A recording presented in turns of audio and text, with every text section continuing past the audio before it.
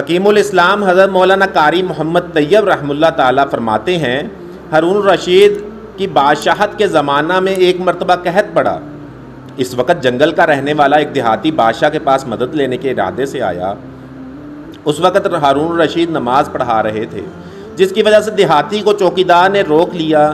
بادشاہ نماز سے فارغ ہو کر دربار الہی میں ہاتھ اٹھا کر دعائیں مانگنے میں مشغول ہو گئے۔ جب دعا سے فارغ ہو گئے تو دربانوں نے اس دیہاتی کو خدمت میں پیش کیا۔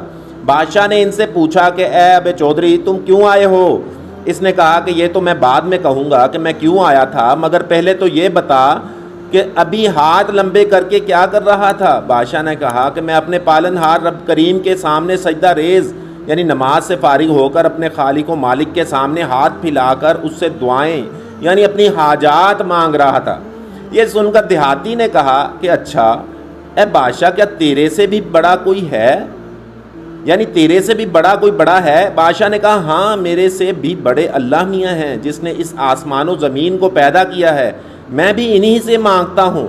بادشاہ کا یہ جواب سن کر بس وہ گنوار فوراً وہیں سے پھر اپنے گھر کی طرف یہ کہتے ہوئے روانہ ہو گیا کہ بے او بادشاہ، جب تو خود بیکاری محتاج ہے تو خود بھی بادشاہ ہو کر دوسروں سے مانگتا ہے، تو اب مجھے تجھ سے مانگنے کی ضرورت نہیں۔